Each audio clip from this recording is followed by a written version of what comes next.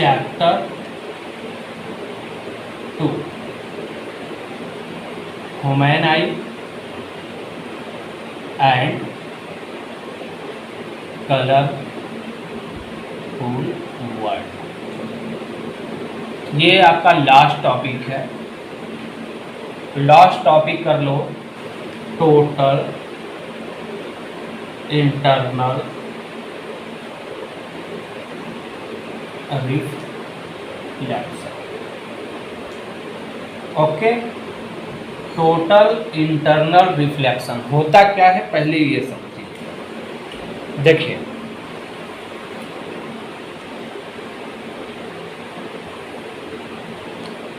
ये मान लीजिए ऊपर आपका डेंसर मीडियम है। कैसा मीडियम है? डेंसर।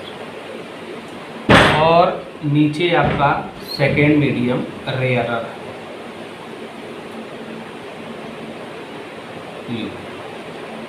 और ये आपका क्या है? नॉर्मल है। ये आपका क्या है? नॉर्मल। ओके, बहुत आराम से समझिएगा। आपको पता है कि जब कोई रे डेंसर मीडियम से रेयरर मीडियम में जाती है तो वह अभी नॉर्मल से दूर चली जाती है।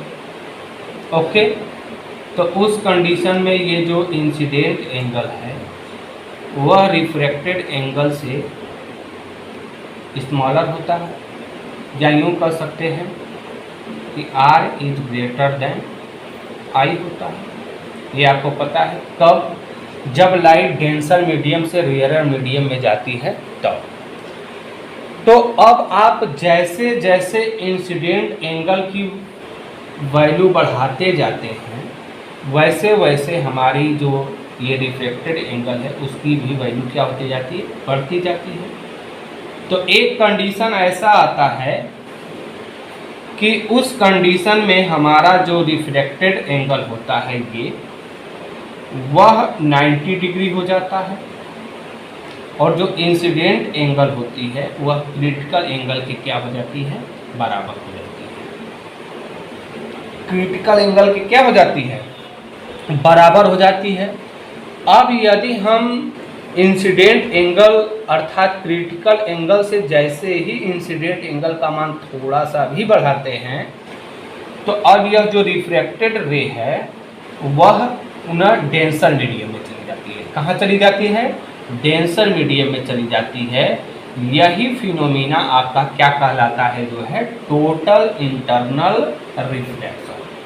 Total internal of reflection. Okay, फिर से समझिएगा।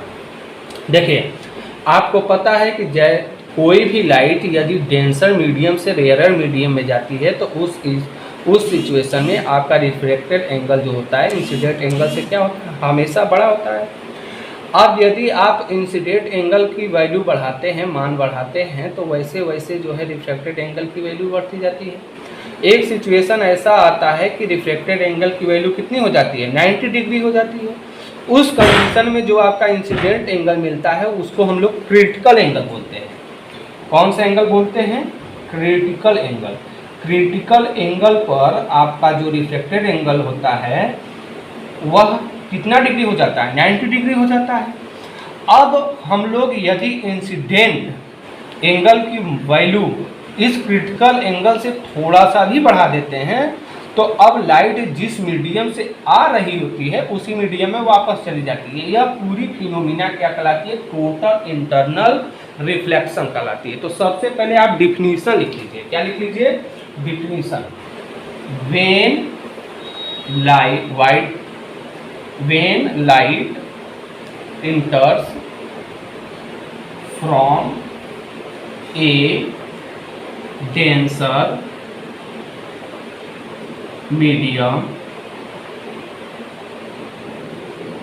to a rarer medium and angle of incidence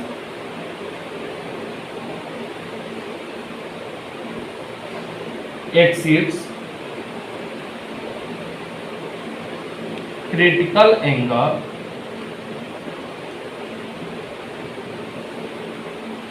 the light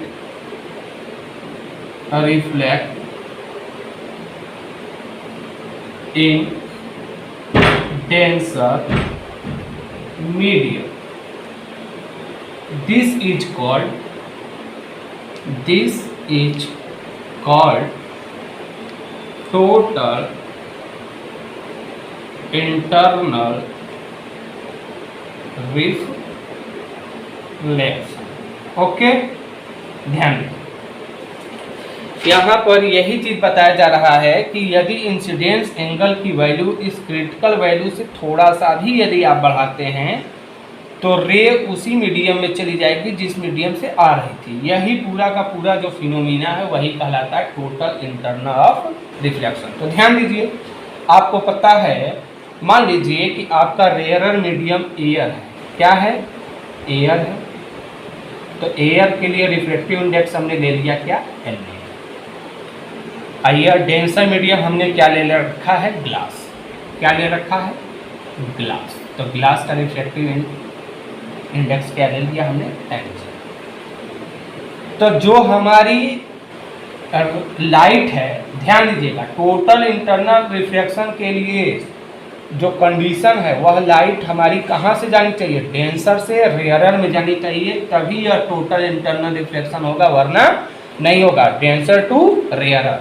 तो इसका मतलब G and A, Snell law से आप लिख सकते हो sine I upon sine R। तो टोटल इंटरनल रिफ्लेक्शन के कंडीशन में क्या होता है कि जो I है वह किसके इक्वल है? बताइए, C के। तो यहाँ साइन C कर लो।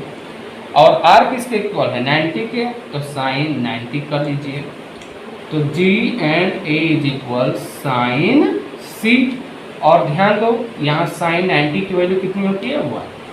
तो G एंड A बराबर आप लिख सकते हो साइन C अपॉन 1। या यदि आप इसको ये लिखना चाहो A एंड G, मतलब G एंड A को A एंड G, तो ये भी इन्वर्स हो जाएगा 1 अपॉन साइन C। यह पूरी की पूरी जो फिनोमिना है वही कहलाती है टोटल इंटरनल रिफ्लेक्शन। तो चलिए, इसी के साथ, इसी टॉपिक के साथ आपका ये chapter human eye and colourful word क्या होता है? समाप्त होता है, फिनिश होता है। अब हम लोग अगले चैप्टर के थ्योरी को अगले क्लास में देखते हैं। जैसे ही आपका चैप्टर 3 कंप्लीट होगा उसके बाद हम लोग चैप्टर 3 तक न्यूमेरिकल्स लगाएंगे। Okay, thanks, bye. क्यों तरसता है तू बंदे, जल्दी ही बदलेगा मंजर, झांक ले तू एक